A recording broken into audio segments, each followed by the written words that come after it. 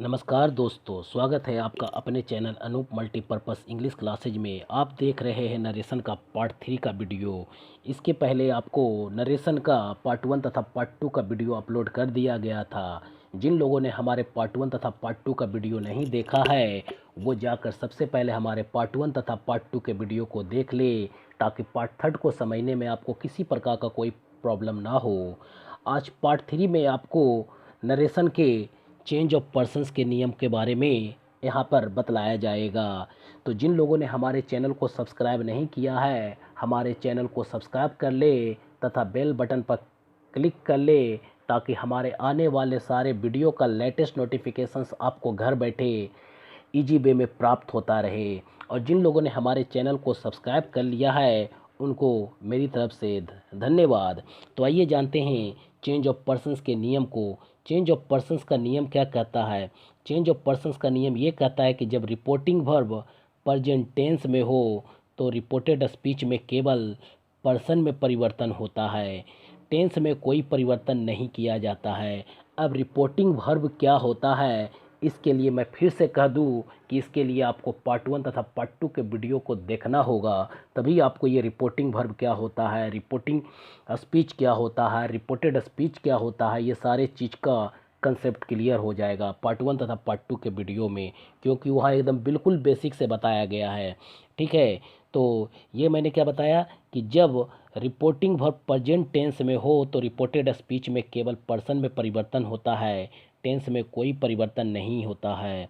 Direct narration में inverted commas के अंदर रहने वाले प्रोनाउंस को इनडायरेक्ट नरेशन में बदलते समय निम्नलिखित नियमों के आधार पर चेंज किया जाता है। इसका मतलब ये है कि जब आप डायरेक्ट से इनडायरेक्ट में बदलते हैं और रिपोर्टिंग वर्ब हमारा प्रेजेंट या फ्यूचर टेंस में रहेगा, तो आपको ये ध्यान में रखना है कि इन्वर्टेड कॉमास के अंदर आने वाले, चाहे वो फर्स्ट पर्सन हो, सेकंड पर्सन हो या थर्ड पर्सन हो, केवल उन्हीं पे ये नियम अप्लाई होंगे।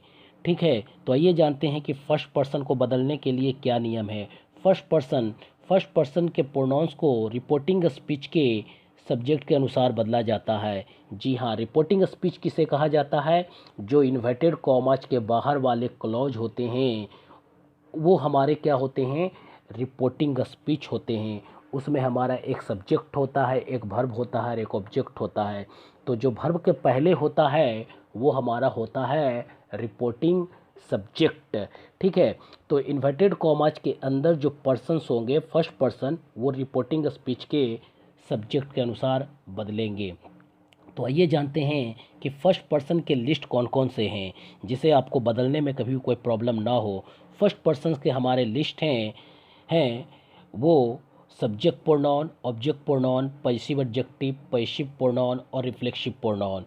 और ये जो है फर्स्ट पर्सन में सिंगुलर और प्लूरल होते हैं। फर्स्ट पर्सन के सिंगुलर कौन कौन से हैं? तो फर्स्ट पर्सन के सिंगुलर में आएंगे आई, ऑब्जेक्ट में आएंगे मी, पैसिव एडजेक्टिव में आएंगे माई, पैसिव प्रोनाउन में आएंगे माइन और रिफ्लेक्सिव प्रोनाउन में आएंगे माई सेल्फ। इसी प्रकार से फर्स्ट पर्सन का प्लूरल क्या होगा? आई का प्लूरल होगा बी, बी का ऑब्जेक्ट होगा अस, बी का पैसिव एडजेक्टिव होगा आवर, बी का पैसिव प्रोनाउन होगा आवर्स और बी का रिफ्लेक्सिव प्रोनाउन होगा आवर सेल्व्स। अब आप इसको याद कैसे रख सकते हैं? जो देखिए, इसको एक तरीके के लय में याद रख सकते हैं। आप मेरे साथ इस प्रकार से इसको दोहराएं। सिंगुलर के लिए फर्स्ट पर्सन आई का कैसे याद रखेंगे? I me my mine myself. फिर से बोले, I me mine my mine myself. फिर से बोले, I me my mine my self. उसी प्रकार से प्लूरल में आप कैसे याद रख सकते हैं? मेरे साथ दोहराएं, we us our ours ourself. फिर से बोले, we us our ours ourselves, we us our ours ourselves. इस प्रकार से आप फर्स्ट पर्सन के प्रोनाउन को याद रख सकते हैं। और एक बात आपको ये इसलिए याद रखना है, क्योंकि जब आप सब्जेक्ट प्रोनाउन को चेंज करेंगे तो सब्जेक्ट प्रोनाउन ही चाहिए। यदि ऑब्जेक्ट प्रोनाउन को चेंज करते हैं तो उसकी जगह कोई ऑब्जेक्ट प्रोनाउन ही चाहिए। यदि पैसिव एडजेक्टिव चेंज करते हैं तो उसकी जगह आपको कोई पैसिव एडजेक्टिव चाहिए। यदि पॉजिटिव प्रोनाउन चेंज करते हैं तो उसकी जगह कोई पैसिव प्रोनाउन चाहिए। रिफ्लेक्सिव प्रोनाउन की जगह पे कोई रिफ्लेक्सिव प्रोनाउन ही यूज किया जाएगा। अब आइए जानते हैं सेकंड पर्सन्स के लिए क्या नियम है। तो सेकंड पर्सन्स के लिए आपको नियम जो ध्यान में रखना है वो क्या है, सेकंड पर्सन्स के प्रोनाउन को रिपोर्टिंग स्पीच के ऑब्जेक्ट के अनुसार बदला जाता है। जी हाँ, बिल्कुल सही सुना आपने, सेकंड पर्सन्स के प्रोनाउन को रिपोर्टिंग स्पीच के ऑब्जेक्ट के अनुसार बदला जाता है।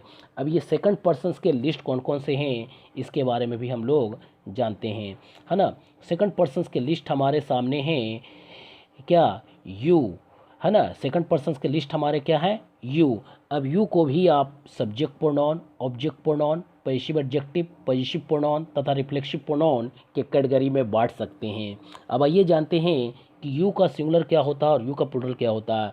जी हाँ, यू का सिंगुलर भी यू ही होगा और प्लूरल यू ही होगा, लेकिन आपको ये ध्यान रखना है कि यू को सब्जेक्ट यू होता है, यू का ऑब्जेक्ट यू होता है, यू का पैसिव एडजेक्टिव योर होता है, यू का पैसिव प्रोनाउन योर्स होता है, यू का रिफ्लेक्सिव प्रोनाउन योर सेल्फ होता है सिंगुलर के लिए। प्लूरल के लिए आपका यू के लिए सब्जेक्ट यू होगा, यू का ऑब्जेक्ट यू होगा, पैसिव एडजेक्टिव योर होगा, पैसिव प्रोनाउन योर्स होगा तथा रिफ्लेक्सिव प्रोनाउन योर सेल्फ्स होगा। जी हाँ, केवल आपको यहाँ ध्यान रखना है कि सिंगुलर के लिए यू का रिफ्लेक्सिव प्रोनाउन योर सेल्फ होता है तथा प्लूरल के लिए योर सेल्फ्स होता है। आई होप कि आपको ये अच्छे से समझ में आ गया होगा। और आप इसको याद कैसे रख सकते हैं, तो इसको याद रखने के लिए फिर वही प्रोसेस, लगातार इसको क्रमबद्ध पढ़ लीजिए। You, you, you, your, yours, yourselves. You, फिर से बोले, you, you, your, yours, yourselves. Plural का देख लीजिए, you, you, your, yours, yourselves. फिर से देखिए प्लूरल का, you, you, your, yours, yourselves. I hope कि ये फर्स्ट पर्सन और सेकंड पर्सन आपको समझ में आ गए होंगे कि कौन कौन से प्रोनाउन होते हैं। अब आइए जानते हैं थर्ड पर्सन्स के प्रोनाउन कौन कौन से होते हैं और उसके लिए क्या नियम है। तो थर्ड पर्सन्स के जो प्रोनाउन हैं उसके लिए आपको ये ध्यान में रखना है। देखिए, थर्ड पर्सन्स के जो प्रोनाउन हैं इसके लिए क्या नियम है। थर्ड पर्सन्स के प्रोनाउन में कोई परिवर्तन नहीं किया जाता है। जी हाँ, बिल्कुल सही सुना आपने कि थर्ड पर्सन के प्रोनाउन में कोई परिवर्तन नहीं किया जाता है। अब आइए इसके लिस्ट को जानते हैं कि थर्ड पर्सन्स के प्रोनाउन कौन कौन से हैं, ताकि आप उसमें कोई परिवर्तन ना करें डायरेक्ट से इनडायरेक्ट में चेंज करते समय। थर्ड पर्सन्स के जो लिस्ट हमारे सामने हैं वो हमारे सामने ये हैं कौन कौन से हैं, he, him, his, his, himself, she, her, hers, herself, it, its, और पॉजिटिव प्रोनाउन इसका नहीं होता है, रिफ्लेक्सिव प्रोनाउन होगा इट्स सेल्फ। इसी प्रकार से इसका प्लूरल में देख ले, they, them, their, theirs, themselves. जी हाँ, इसमें भी आपको कैटेगरी में बांट दिया गया है, subject pronoun, object pronoun, passive adjective, passive pronoun तथा रिफ्लेक्सिव प्रोनाउन। ये जो भी है ये 5 कैटेगरी में बांटा गया है और ये पांचों कैटेगरी को आपको माइंड में रखना होगा, क्योंकि डायरेक्ट से इनडायरेक्ट चेंज करते समय सब्जेक्ट प्रोनाउन की जगह आपको सब्जेक्ट प्रोनाउन ही यूज करना होगा, ऑब्जेक्ट प्रोनाउन की जगह आपको ऑब्जेक्ट प्रोनाउन ही यूज करना होगा, और पैसिव एडजेक्टिव की जगह पैसिव एडजेक्टिव ही यूज करना होगा, और पैसिव प्रोनाउन की जगह पे पैसिव प्रोनाउन को लाना होगा, और रिफ्लेक्सिव प्रोनाउन की जगह पे रिफ्लेक्सिव प्रोनाउन को ही लाना होगा। तो आइए जानते हैं इसका प्लूरल क्या होता है। प्लूरल आपका होता है दे, देम, दियर, दियर्स, देमसेल्व्स। जी हाँ, दे, देम, दियर, दियर्स, देमसेल्व्स। अब आइए नोट वाले पॉइंट्स को हम लोग समझते हैं कि इसमें किन किन चीज़ों को आपको ध्यान में रखना है। सबसे पहले आपको ये ध्यान रखना है कि जब रिपोर्टिंग वर्ब हमारा से है तो इनडायरेक्ट में इसको से का से ही रहने देंगे। रिपोर्टिंग वर्ब में यदि सेज दिया हुआ है तो इनडायरेक्ट में इसको सेज का सेज ही रहने देंगे। बस केवल इतना ध्यान रखना है कि यदि रिपोर्टिंग वर्ब के बाद से टू लगा हुआ रहेगा तो इनडायरेक्ट में इसको टेल में बदल देंगे, तथा रिपोर्टिंग वर्ब के बाद यदि सेज टू लगा हुआ है तो इनडायरेक्ट में इसको टेल्स में बदल देंगे। इस नियम को आपको भूलना नहीं है। फिर से सुन लें, से का से रहेगा, सेज टू को सेज में रहने देंगे, सेज टू को टेल में बदल देंगे, सेज टू को टेल्स में बदल देंगे। फिर इसमें जो कॉमा तथा इन्वर्टेड कॉमा जो दिए हुए रहेंगे उसको हटाकर आप दैट में बदल दें। कॉमा तथा इन्वर्टेड कॉमाज को हटाकर दैट में बदल दें।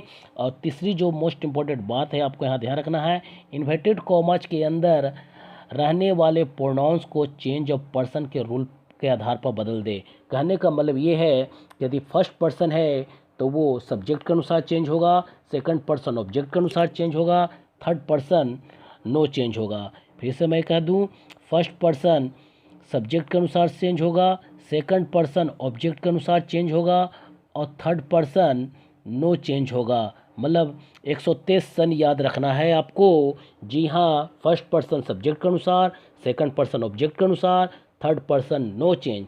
ये फर्स्ट पर्सन सब्जेक्ट के अनुसार क्यों, जो इन्वर्टेड कॉमाज के अंदर जो होंगे first person, second person, third person, वो हमारे फर्स्ट पर्सन रिपोर्टिंग स्पीच के सब्जेक्ट के अनुसार चेंज होगा, सेकंड पर्सन रिपोर्टिंग स्पीच के ऑब्जेक्ट के अनुसार चेंज होगा तथा थर्ड पर्सन नो चेंज होगा। ठीक है, तो यहाँ तक आप लोग समझ गए होंगे। अब यहाँ पर एक बात आपको ये ध्यान रखना है कि जब रिपोर्टिंग वर्ब प्रेजेंट या फ्यूचर टेंस में रहने पर केवल पर्सन में परिवर्तन होता है, टेंस में नहीं। ये बात मैंने वीडियो के स्टार्टिंग में भी आपको बता रखा है। अब आइए जानते हैं, सेंटेंस से इसको समझने की कोशिश करते हैं कि फर्स्ट पर्सन्स के प्रोनाउन हमारे कौन कौन से हैं और अब यहाँ पे हम रूल को कैसे अप्लाई करेंगे। ठीक है, यहाँ पे क्वेश्चन दे रखा है, change the following pronouns into indirect speech based on persons. जी हाँ, अभी जो हमने पर्सन्स के नियम बताए, ये क्वेश्चंस उसी पर्सन्स के आधार पर आपको दिया जा रहा है ताकि आपको ये समझने में किसी प्रकार का कोई प्रॉब्लम ना हो। इस पर अधिक से अधिक प्रैक्टिस करने के लिए मैं आपको और भी वीडियो बना दूंगा। फिलहाल इन सारे क्वेश्चंस को समझ ले। ठीक है, तो देखिए पहला क्वेश्चन हमारे सामने है, he says to me I can do my work myself. जी हाँ, ये हमारे क्वेश्चन से डायरेक्ट स्पीच का हमने कह रखा है कि डायरेक्ट स्पीच को पहचानने का एक आसान सा तरीका है कि इन्वर्टेड कॉमा से घिरे हुए होते हैं। जी हाँ, अब इस सेंटेंस में सबसे पहले आप ये देखिए कि रिपोर्टिंग स्पीच कौन है और रिपोर्टेड स्पीच कौन है। जी हाँ, बिल्कुल सही कहा आपने कि इन्वर्टेड कॉमाज के बाहर वाले क्लॉज को हम लोग रिपोर्टिंग स्पीच कहते हैं और अंदर वाले को रिपोर्टेड स्पीच कहते हैं। बिल्कुल सही कहा आपने। ठीक है, तो अब आइए जानते हैं कि सबसे पहले आपको रिपोर्टेड स्पीच में आए हुए पर्सन्स को केयर कर लेना है। तो रिपोर्टेड स्पीच में सबसे पहले आप ये देखिए कि हमारा रिपोर्टेड स्पीच है, इसमें हमारा पर्सन कौन है। जी हाँ, ये आई पर्सन्स है, फिर माई फर्स्ट पर्सन है और माई सेल्फ भी फर्स्ट पर्सन है। जी हाँ, आई फर्स्ट पर्सन है, माई भी फर्स्ट पर्सन है तथा माई सेल्फ भी फर्स्ट पर्सन है। अब आपको ये पहचानना है कि आई सब्जेक्ट प्रोनाउन है कि ऑब्जेक्ट प्रोनाउन है कि पैसिव एडजेक्टिव है कि पैसिव प्रोनाउन है कि रिफ्लेक्सिव प्रोनाउन है। उसी प्रकार से इस माई को भी आपको पहचानना होगा कि ये किस कैटेगरी में आता है, सब्जेक्ट में, ऑब्जेक्ट में, पैसिव प्रोनाउन में, पैसिव एडजेक्टिव में या रिफ्लेक्सिव प्रोनाउन में। इसी प्रकार से आपको ये माई सेल्फ को भी पहचानना है कि ये किस कैटेगरी में आता है, कि सब्जेक्ट प्रोनाउन में आता है, ऑब्जेक्ट प्रोनाउन में आता है कि पैसिव एडजेक्टिव में आता है कि पैसिव प्रोनाउन में आता है कि रिफ्लेक्सिव प्रोनाउन में आता है। क्योंकि आप जिस किसी को भी चेंज करते हैं उसकी जगह पे वो वही आएगा। अब ये फर्स्ट पर्सन है, ये भी फर्स्ट पर्सन है और ये भी फर्स्ट पर्सन है, मतलब आई, माई, माई सेल्फ, ये सारे हमारे फर्स्ट पर्सन हैं। और फर्स्ट पर्सन के जो प्रोनाउन चेंज होते हैं वो रिपोर्टिंग स्पीच के सब्जेक्ट के अनुसार चेंज होते हैं, है ना। तो जैसे यहाँ पर देखिए कि ये जो माई है ये भी फर्स्ट पर्सन है, तो ये भी रिपोर्टिंग स्पीच के सब्जेक्ट के अनुसार चेंज होगा और माई सेल्फ भी रिपोर्टिंग स्पीच के सब्जेक्ट के अनुसार ही चेंज होगा।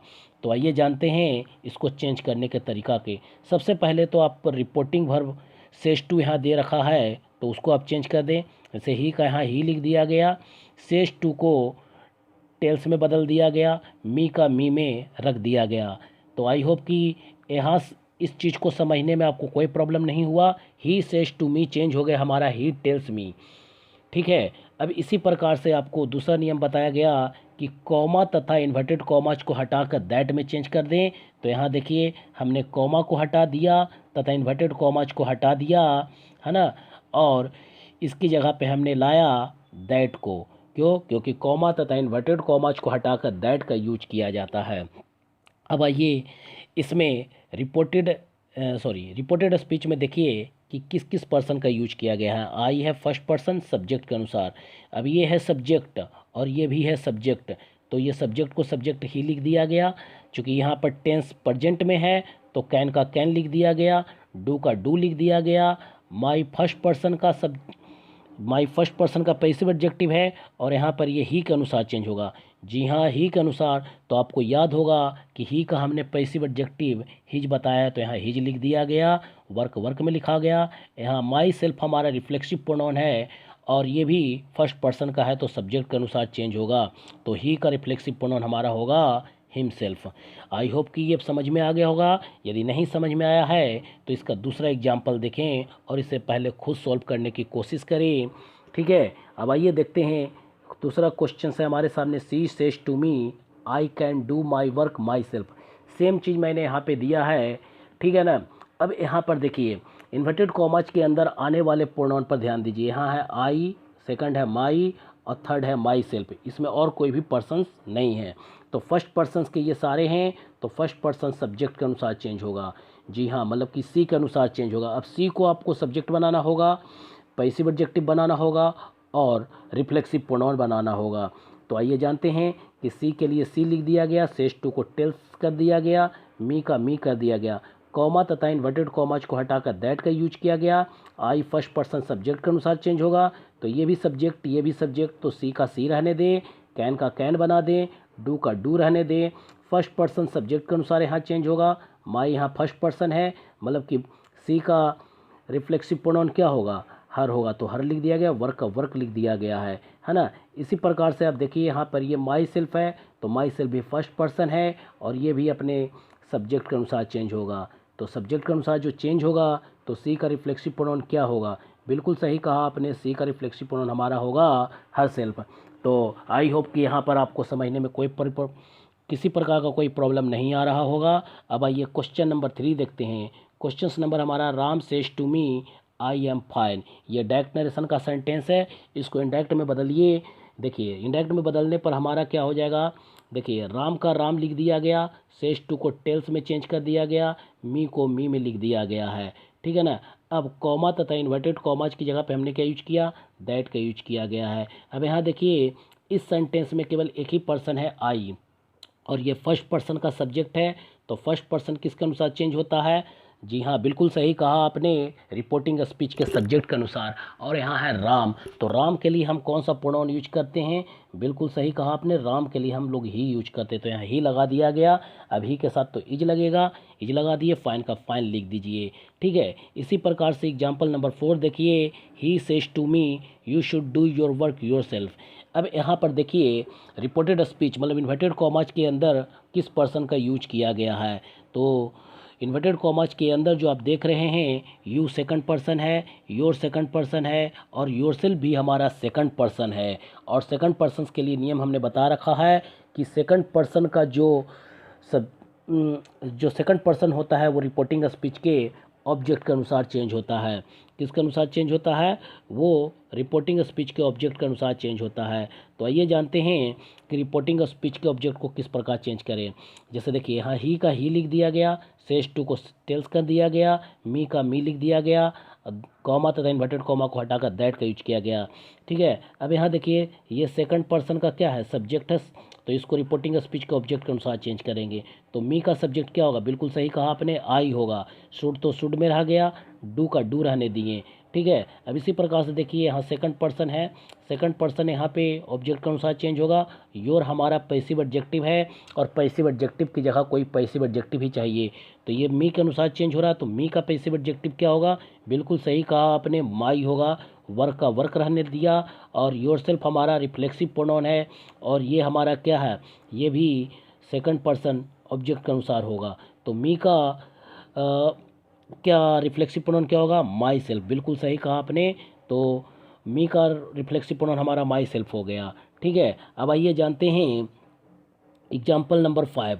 एग्जाम्पल नंबर 5 है she says to me he washes his clothes himself.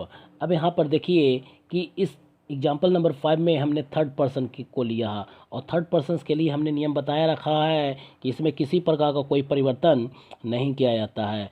तो आप सबसे पहले देखिए सी को सी लिख दीजिए, सेज टू को टेल्स कर दीजिए, मी का मी कर दीजिए और कॉमा तथा इन्वर्टेड कॉमा को हटाकर दैट का यूज कीजिए। ही थर्ड पर्सन है, ही का ही लिख दीजिए, वासेज को वासेज लिख दीजिए, हिज का हिज लिख दीजिए, चूंकि ये थर्ड पर्सन है। क्लॉथेज का क्लॉथेज लिख दीजिए, हिमसेल्फ हमारा थर्ड पर्सन है तो थर्ड पर्सन नो चेंज होता है, तो यहाँ हमने इसको कर दिया है।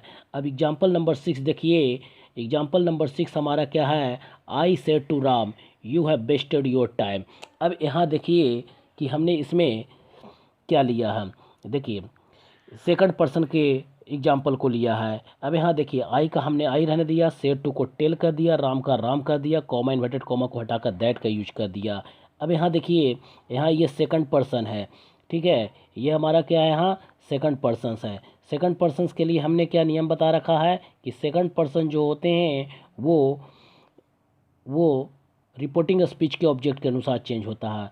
तो यू के लिए यहाँ पर दे रखा रिपोर्टिंग स्पीच में राम, राम के लिए हम लोग क्या यूज करेंगे, बिल्कुल सही कहा आपने, ही यूज करेंगे सब्जेक्ट की जगह पे, और ही के साथ हैज यूज करते हैं, है लगा देंगे। वेस्टेड थर्ड पर्सन में है, थर्ड फॉर्म में है, तो वेस्टेड का वेस्टेड लिख देंगे। योर सेकंड पर्सन है, ये भी हमारे ऑब्जेक्ट के अनुसार चेंज होगा, और ये हमारा पैसिव एडजेक्टिव है, तो पैसिव एडजेक्टिव की जगह पैसिव एडजेक्टिव आएगा, तो ही का पैसिव एडजेक्टिव हिज होगा, और टाइम का टाइम होगा। ठीक है, तो आई होप कि आपको ये अच्छे से समझ में आ गया होगा कि चेंज ऑफ पर्सन्स के नियम क्या है। पार्ट 4 में आप लोग के लिए मैं चेंज ऑफ टेंस के नियम को लेकर आऊँगा, इसलिए अब इस वीडियो को आप लोग पार्ट 1, पार्ट 2 तथा पार्ट 3 के वीडियो को अच्छे से माइंड में रख ले, ताकि आपको किसी प्रकार के कोई प्रॉब्लम ना हो समझने में। अब तब तक के लिए अनूप सर को इजाज़त दीजिए, धन्यवाद, फिर मिलेंगे अगले वीडियो में।